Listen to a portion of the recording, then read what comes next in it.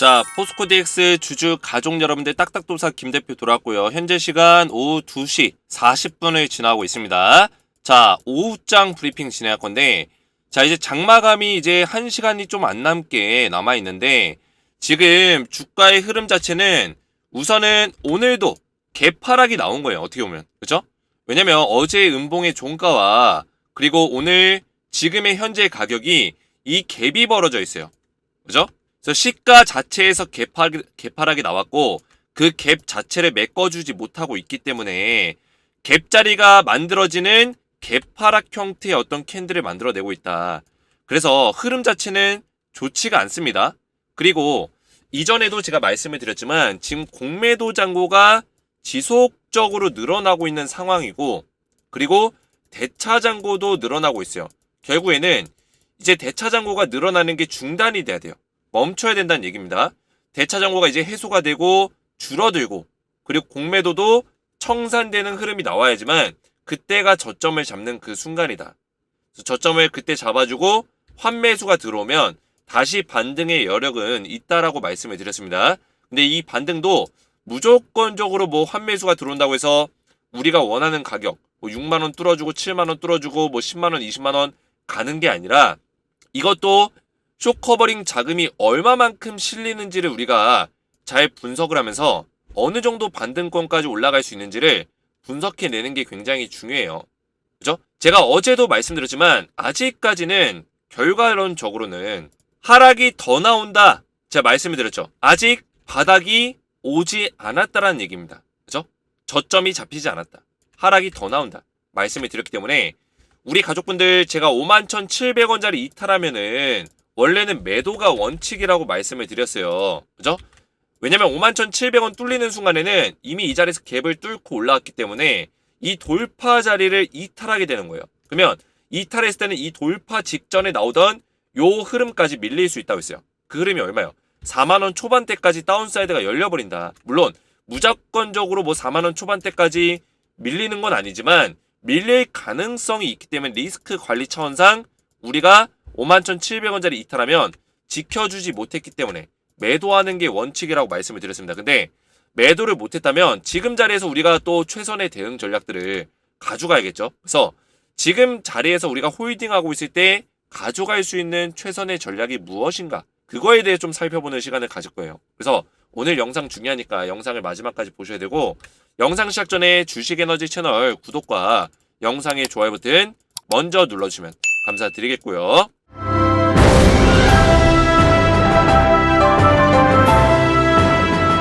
자, 포스코 DX 관련해서 제가 우리 가족분들에게 지속적으로 무료 텔레그램방 입장하셔서 안전하게 실시간 대응을 받으시라 누누이 말씀을 드리고 있죠.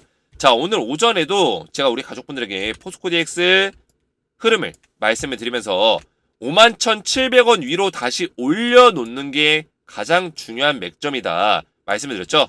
저점을 아직까지 잡는 모습을 보여주고 있진 않기 때문에 51,700원짜리 위로 올려놔야지만 그 자리가 저점을 잡아가는 자리다 이렇게 인식할 수 있다고 말씀드렸어요. 제가 그 이유는 조금 이따 다시 한번 자세하게 설명을 드릴 거고 이런 내용들이 미리미리 영상에서 말씀드리기 전에 전부 다 실시간 대응을 오전부터 도와드리고 있습니다. 그래서 이 텔레그램방에서는 지속적으로 이 포스코 DX 관련된 내용들을 말씀을 드리면서 이렇게 추천주까지 관리를 도와드리고 있어요. 제가 중장기 종목으로 드렸었던 종목들인데 이런 종목들까지 관리를 도와드리면서 지금 여기 입장하신 분들이 몇 명이냐 700명이 넘게 750명 가까이 달려가고 있습니다. 최근에 포스코 DX가 주가가 빠지면서 나가신 분들도 있지만 여기서 제가 추천주를 지속적으로 드리고 있기 때문에 이런 추천주를 받아보시면서 저와 함께 인연을 맺고 함께 하시는 가족분들이 굉장히 많아요. 700명이 넘습니다. 그래서 입장 요청이 지속적으로 들어오고 있고요. 입장하신 분들은 포스코 DX 지금 자리에서 굉장히 중요합니다. 안전하게 종목 브리핑 도와드리면서 실시간적인 대응들을 도와드리고 있고 결국에는 바닥을 잡고 나서 저점에서부터 반등이 나왔을 때 어느 지점까지 반등이 나올 수 있는지를 정확한 맥점들을 잡아드릴 거예요. 자, 그와 더불어서 추천주를 같이 들고 있는데 추천주는 매주 단기로 급등이 나올 만한 종목들 매주 한 종목에서 두 종목 정도 알려드리고 있고요. 그리고 10배 10배거가 나올 수 있는 땡땡땡땡땡 딱 한 종목 알려드리고 있어요. 이 종목은 6개월에서 1년 정도 우리가 길게 가져가면서 수익을 크게 볼 수 있는 종목이다. 말씀을 드렸죠. 자, 이 종목은 포스코 DX의 후속주가 될 수 있는 종목이다. 텔레그램방 입장하신 분들께는 전부 다 공개를 했는데 아직 입장 못하신 분들은 입장하셔서 포스코 DX의 후속 종목까지 10배 10배고 나올 수 있는 이 종목을 받아보시면 되겠고요. 입장 원하시는 분들은 주식에너지 채널 구독과 영상의 좋아요 버튼만 눌러주시고 제 번호 보이시죠? 010-7281-4679번으로 소통이라고 두 글자를 문자로 남겨주시고요. 영상의 댓글로 우리 가족분들의 핸드폰 번호 마지막 끝 4자리 숫자를 댓글로 남겨주시면 제가 문자와 댓글이 들어왔는지 확인한 이후에 한 분 한 분 전부 다 무료로 입장을 도와드리겠습니다. 자, 이렇게 소통이라고 문자를 보내시면 제가 주식에너지 텔레그램 소통방 초대 링크입니다. 그래서 링크를 같이 보내드리고 링크 클릭하시면 입장 요청 버튼이 나옵니다. 그러면 입장 요청 버튼을 딱 누르시면 저한테 실제로 입장 요청이 이렇게 들어와요. 오늘도 이렇게 요청이 들어왔죠. 이렇게 요청이 들어오면 제가 한 분 한 분 채널에 추가 버튼을 눌러서 24시간 이내로 전부 다 승인을 도와드리고 있어요. 그래서 입장 원하시는 분들은 제 번호로 소통이라고만 두 글자 문자로 남겨주시면 되겠고요. 자, 본격적으로 포스코 DX를 보시면 자, 우선은 제가 오전에도 보여드렸지만 대차거래잔고 자체가 지금 현재 12월 6일거는 아직 정산이 안 됐습니다. 그죠? 6일자는 아직 정산이 안 됐고 어제자까지 본다면 지금 4일 동안 11월 30일부터 12월 5일까지 4거래일 연속 대차잔고가 쌓이고 있어요. 그러면 대차거래잔고가 쌓인다는 거는 빌린 주식에 대한 어떤 거래가 늘어나고 있다. 그죠? 주식을 빌리는, 신용을 땡기는 이런 식의 거래가 늘어나고 있다는 얘기예요. 그 얘기는 뭡니까? 쉽게 말해서 빌린 주식이 늘어난다는 거는 공매도와도 직결될 수 있는 부분이다. 물론 이 대차거래 잔고 자체가 무조건 공매도, 100% 공매도와 연관성이 있는 건 아니지만 공매도와 연관짓는 경우들이 많기 때문에 연결되는 경우들이 많기 때문에 그죠? 그래서 공매도 잔고도 같이 늘어날 수 있다는 거를 우리가 미리 파악할 수 있다는 거예요. 왜냐면 이 공매도 자체가 애초에 이 잔고 자체를 영업일 3영업일 이전 것까지만 보여줘요. 그죠? 3일 전 것까지만 보여준다는 거예요. 그래서 지금 최대한 볼 수 있는 게 12월 1일입니다. 12월 1일 기준 1651억이 쌓여있기 때문에 지금 얼마만큼 잔고가 더 쌓였는지 아니면 청산이 일어나고 있는지 알 수가 없어요. 근데 오늘 주가의 흐름이나 이런 것들을 봤을 때는 아직까지는 청산이 일어나는 것 같진 않고 잔고가 어느 정도 쌓이고 있는 상황이다. 그래서 1700억 이상 공매도 잔고가 쌓여있을 거라고 좀 예상이 됩니다. 그래서 공매도 잔고가 1000억에서 한 1200억 정도를 유지하던 포스코 DX가 11월 30일부터 이 잔고가 늘기 시작해요. 보시면 1579억, 1651억 그렇죠? 엄청나게 늘어났죠. 불과 한 이틀 사이에 450억가량의 잔고가 더 늘어났습니다. 1200억에서 1650억까지 450억이 늘어났다. 이틀 사이에 이 이틀이 주가가 많이 빠졌었던 시기였는데 이때 공매도 잔고가 늘어났다는 거는 뭔가 의도성이 보이는 거죠. 결국에는 이 주가가 포스코 DX의 주가가 빠진 원인도 공매도와 연관성이 굉장히 깊다라고 우리가 평가할 수 있는 거예요. 분석할 수 있는 거예요. 그죠? 왜냐면 11월 30일이 언제였습니까? 이 음봉 캔들이었어요. 12월 1일이 언제였어요? 이 장대 음봉 캔들이요.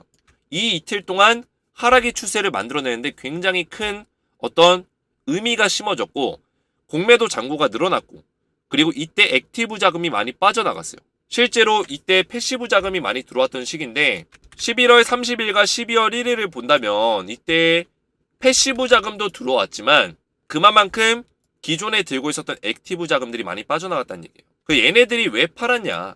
이게 굉장히 중요하죠. 제가 우리 가족분들에게 포스코 DX가 충분히 올라갈 수 있는 근거들은 있다고 말씀을 드렸어요. 이전부터 영상을 촬영하면서 우리 4D 주주분들 또 주식에너지가 포스코 DX의 주력 채널이었기 때문에 제 영상을 믿고 따라오신 분들이 굉장히 많았습니다. 근데 그때 당시 제가 분석했던 내용이 뭐였냐면 이 액티브 자금들의 매수했던 그 위치 자체가 11월 달에 매수를 많이 했다. 기억이 나실 거예요. 그죠? 자, 보시면 기억해보세요. 자, 11월 6일부터 본다면 이 6일이 언제였냐면 장대 양봉이 나왔었던 그 순간이에요. 그래서 11월 28일까지 딱 보자고요. 11월 6일에서 11월 28일까지 가장 많이 이 종목을 매수했던 주체가 누구였냐면 모건스탠리, 신한투자증권, JP모건 서울입니다. 그죠? 얘네들이 엄청나게 매수를 해요. 자, 이때 시기를 딱 보니까 차트로 보면 언제예요? 11월 6일이 이날입니다. 장대 롱바디 양봉 나왔을 때. 그러면 11월 6일부터 이 음봉이 나오기 전 직전 양봉까지 누가 매수를 한다? 이 구간에서 누가 매수를 했어요? 신한 투자, JP모건, 모건 스탠리 얘네들이 매수를 했다는 거예요. 그죠? 그러면 이 자금들이 결국엔 액티브 자금인데 이 액티브 자금 자체가 매수 평균 단가가 그렇게 낮지가 않네. 저점에서 들어온 게 아니란 거예요. 그죠? 만약에 예를 들어서 이런 자리에서 매수를 했어요. 얘네들이. 그러면 이런 자리에서 매도를 하게 되면 당연히 차익을 남길 수 있죠. 그러면 이 매도에 대한 압박감 때문에 주가가 올라간다고 우리가 평가하기가 어려워요. 이 액티브 자금이 언제 빠져나갈지 모르기 때문에. 그죠?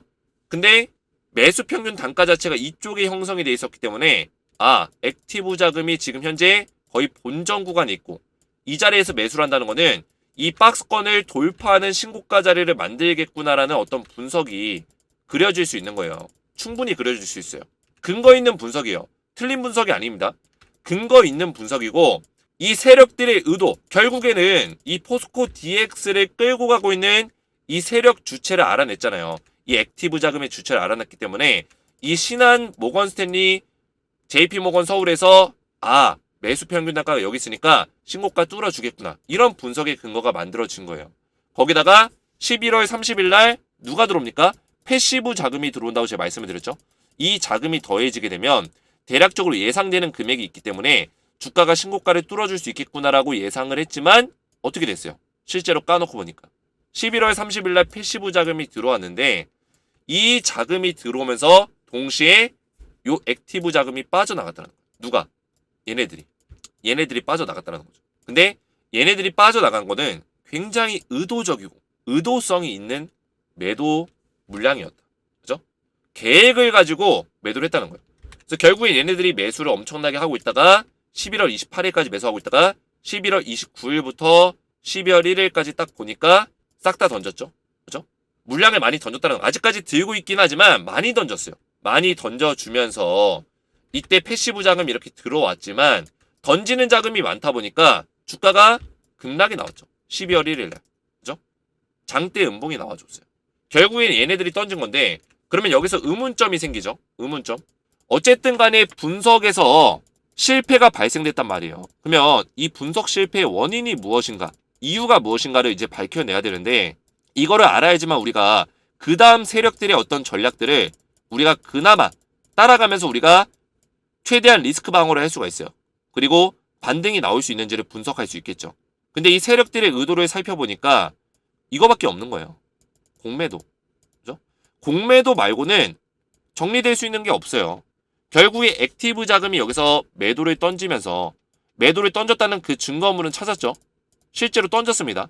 조금 전에 보셨다시피 매도 물량이 나왔어요. 그러면 얘네들이 여기서 매수를 많이 했는데 왜 매도 물량이 여기서 나왔을까? 그러면 매수와 매도의 위치가 같다라는 거는 이 액티브 자금을 운영했던 운용사들과 증권사들이 수익을 못 봤다라는 얘기예요. 거의 본전치기식으로 나왔다는 얘기인데 왜 본전치기식으로 수수료만 내면서 이렇게 작업을 했을까? 아무리 우리가 머리를 굴려봐도 공매도 말고는 답이 없습니다. 근데 우연치 않게도 이게 우연인지 아니면 의도된 건지 모르겠지만 딱 그 시기에 맞춰서 이 액티브 자금이 빠져나갔었던 11월 30일 그 시기에 맞춰서 보이세요? 공매도 잔고가 늘어났다는 거죠. 이 379억의 주체가 누구냐? 누가 이렇게 공매도 물량을 실었냐? 당연한 거는 딱 범위가 좁혀지죠. 지금 공매도 전면 금지입니다. 그죠? 이 금지 상황에서 일반적인 투자 회사들이나 일반적인 기관이나 기업이나 일반적인 투자자들 공매도 때릴 수 있습니까? 못 때려요. 못 때립니다. 우리 일반 투자자들도 원래는 공매도 때릴 수 있는데 이런 대차장고라든지 이런 거를 할 수가 없어요. 그러면 누가 공매도 때릴 수 있습니까? 시장 조성자. 시장 조성자만 공매도를 때릴 수가 있어요. 얘네들은 뭐예요? 한국거래소에서 인정한 22개의 증권 투자 운용사. 얘네들만 공매도, 차입 공매도를 때릴 수 있다는 거예요. 근데 거기에 JP모건 같이 모건 스탠리, 신한 얘네들이 포함이 돼 있어요. 어처구니가 없죠. 그러면 우리 입장에서 주범이 누구예요? 주범. 그죠? 우리 입장에선 주범이죠. 근데 얘네들은 지 할 일들 한 건데, 지들 기간의 수익을 내기 위해서 할 일들을 한 건데, 우리 입장에선 주범인 거예요. 왜냐면 솔직히 우리가 봤을 때는 좀 악의적이잖아요. 이게 뭐 결과가 나와봐야 알겠지만 제가 분석했을 땐 그래요. 제가 예측했을 때는. 그거 말고는 답이 없어요. 액티브 자금이 여기서 왜 샀냐는 거예요. 그러면 왜 물량을 확보했냐 여기서. 차라리 물량을 확보 안 했으면은 우리가 이런 자리에서 속지 않았을 거 아니에요. 근데 물량을 확보해서 본전에 던지면서 공매도를 물량에 늘려서 공매도 수익을 거둔다? 이거는 너무나 의도성이 보이는 거죠. 공매도를 악용해서 하는 거로밖에 생각이 안 드는 거예요. 왜냐? 야, 이 공매도의 순기능이 뭡니까? 고평가를 받고 있는 종목을 갖다가 공매도를 쳐서 거품을 꺼지게 만드는 게 공매도의 순기능이에요. 너무나 주가가 과열됐을 때 이 과열을 잠재우기 위해서 이 공매도라는 게 존재하는 거예요. 근데 그러면 이 종목이 과열이 됐다는 의미로 이 공매도를 때리는 건데, 근데 과열이 된 걸 알면서 여기서 왜 들어갔을까요? 이게 의문점인 거죠.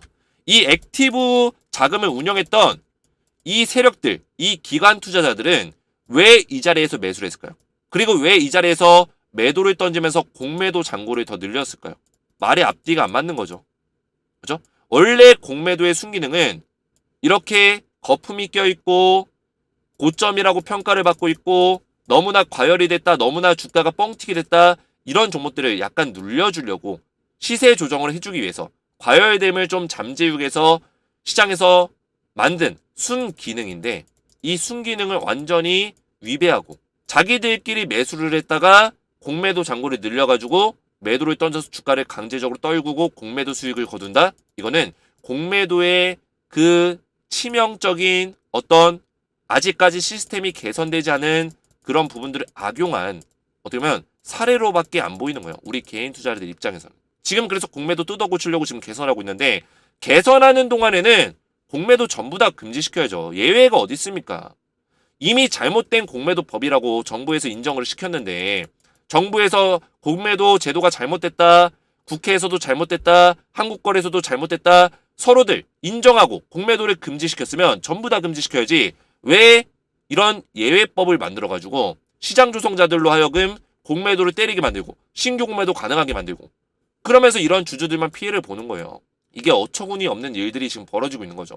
그래서 저도 안타까운 게, 분명히 지금 분석대로라면 여기서 액티브 자금이 빠져나갈 만한 이유가 없었어요. 공매도가 아니었으면. 빠져나가지 않고 여기다 패시브 자금이 더해지면 어떻게 돼요? 신고가 뚫어줄 수 있었다고요. 왜냐? 패시브 자금이 지금 몇백억이 들어왔는데 액티브 자금만 이거 390억 정도 안 빠져나갔으면은 주가 올라갔다고요. 그죠? 근데 얘가 빠져나가면서 주가가 꼬꾸라진 거예요. 공매도 잔고만 늘어나고. 그죠? 그래서 제가 분석했을 때 신고가는 뚫어줄 수 있다. 7만원까지는, 뭐 10만원, 20만원 힘들지 몰라도 7만원까지는 올라줄 수 있다. 왜냐? 이때 지금 이 포스코 DX를 끌고 가고 있는 주동 세력들, 그죠? 주축 세력들이 이 자리에서 매수를 많이 했기 때문에 이 박스권 자리 뚫어줄 수 있는 가능성이 높다라고 제가 설명을 드린 거예요. 근데 이런 어처구니 없는 뒤통수 맞을 일들이 생길 줄 어떻게 알았겠습니까? 신이 와도 몰라요, 이거는. 그죠? 요새는 이 세력들이 거의 신 위에 올라가려고 하고 있어요. 이 세력은 말이 세력이지 기관 투자자들이 거의 세력이에요. 외인들도 마찬가지고요. 이 시장의 판을 끌고 가고 있는 주체들, 타짜들이죠. 그죠? 우리나라는 이래서 선진국 대열에 못 끼는 거예요. 금융시장이. 아직까지도 이런 타짜들이 판을 치고, 그죠? 동네 도박판도 아니고 판을 깐 이 판꾼들이 그냥 이 시장을 쥐락펴락하고 있어요. 쥐락펴락. 우리 일반 주주들만 가가지고 껴가지고 피해 보는 거죠. 그래서 이 내용들에 대해서 지금 우리가 할 수 있는 거는 대응밖에 없습니다. 어떤 대응이요? 그러면 그 다음 스텝을 어떻게 가져갈까요? 일단은 공매도 잔고가 늘었다는 건 알았어요. 이 잔고가 늘었다는 거는 와, 여기서 주가를 빼면서 공매도 수익을 거두겠구나, 여기까지 우리가 알았죠. 그래서 주가가 빠지는 거에 대해서도 우리가 납득할 수 있어요. 이 공매도 잔고가 늘어났으니까, 이 대차거래 잔고가 늘어났으니까, 그죠? 대차거래 내역 보시면 포스코 DX 계속 그 대차 잔고가 늘어나고 있어요. 이제 알았단 말이에요. 이 알은 상태에서 우리가 뭘 판단할 수 있습니까? 아, 하방에 배팅하고 있구나. 얘네들이 숏에다가 배팅하고 있구나. 자금을 더 늘렸구나. 그러면 주가가 빠질 가능성이 높겠구나. 인지했죠. 그러면 이게 저점을 잡는 순간이 도대체 언제냐? 이 대차 정고가 늘어나는 시점이 멈추는 시기. 일단 멈춰야 되고 스탑. 그리고 공매도 잔고가 상환이 돼야 돼요. 그와 동시에 쇼커버가 들어옵니다. 쇼커버. 자, 이 쇼커버는 왜 들어오냐면 주가가 비교적 공매도로 인해서 떨어지고, 그죠?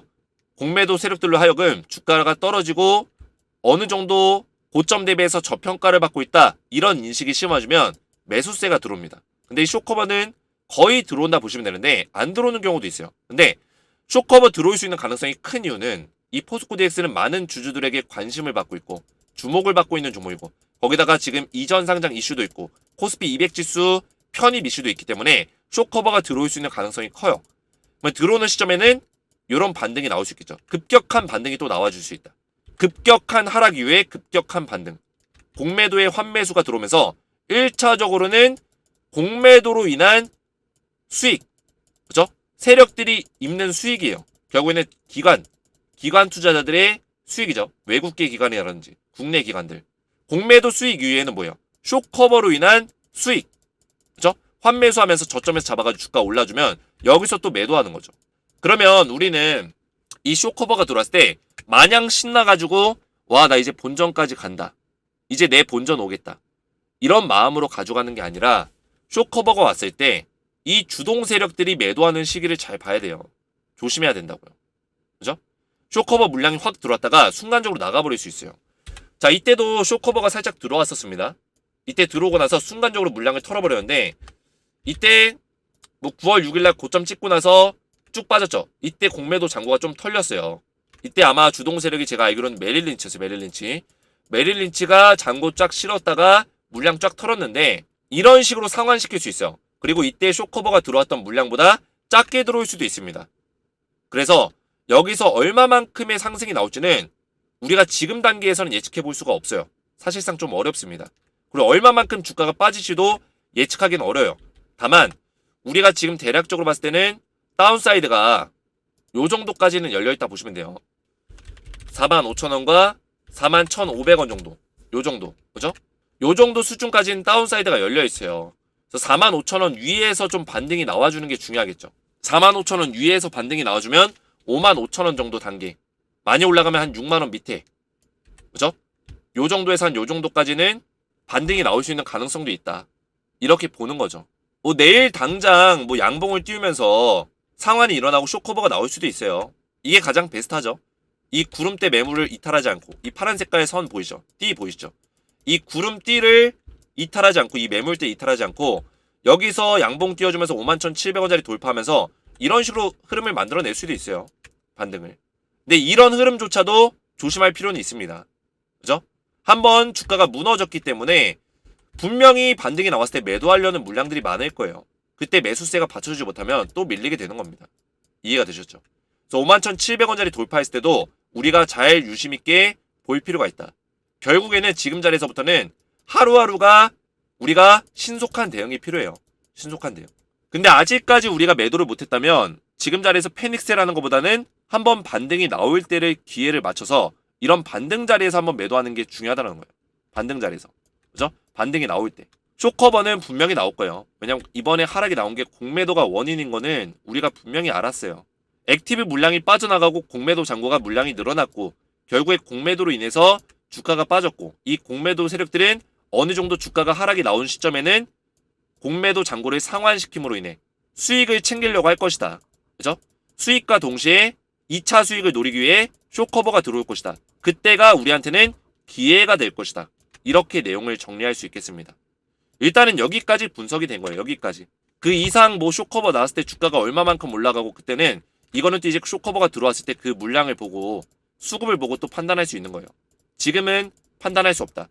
지금 자리에서 뭐 누가 뭐 10만원 갈 거다 20만원 갈 거다 다 멍멍이 소리라고 보시면 됩니다. 그냥 멍멍이 짖는 소리라고 생각하세요.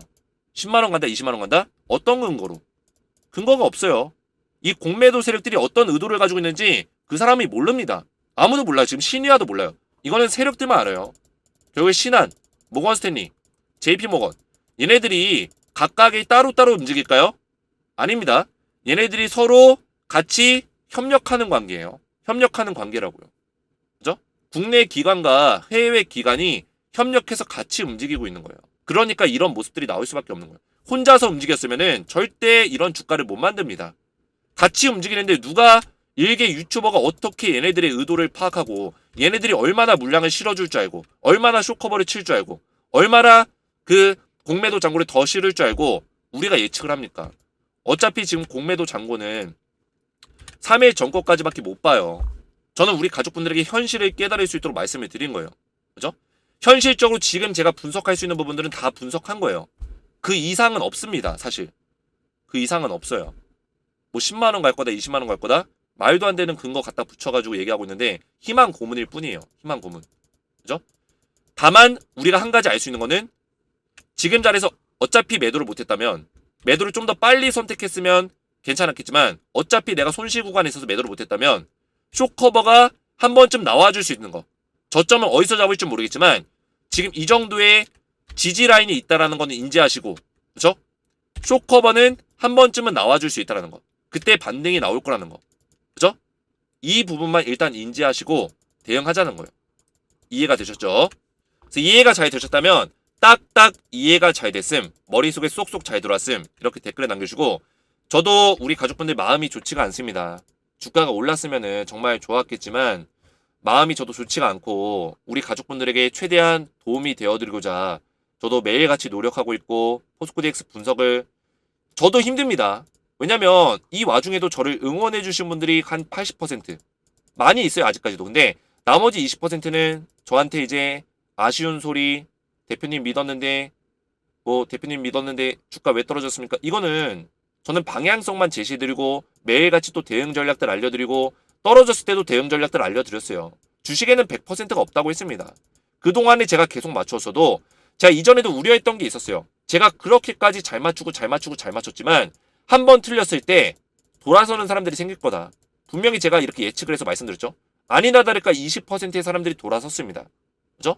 근데 제가 이런 것들에 상처받지 않아요. 이건 어쩔 수 없는 거예요. 이거는 여러분들의 선택인 거고 이 사람들이 실망할 수 있는 거예요. 그죠?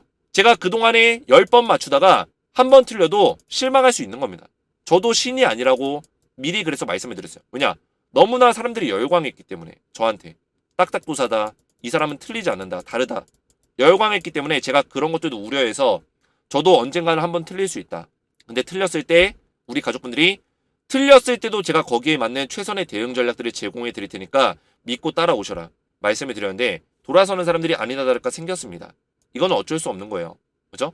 하지만 제가 약속드릴 수 있는 거는 우리 주식에너지 항상 제가 가족이라고 말씀드리기 때문에 저는 지금 자리에서 최선의 대응책들을 매번 대응 전략으로 알려드린다는 겁니다. 이해가 되셨죠? 그래서 텔레그램방 입장하시면 좀 더 디테일한 분석들 잡아드리면서 최대한 이런 쇼커버가 나왔을 때 우리가 최대한 고점에서 매도할 수 있는 전략들을 알려드릴 거고요.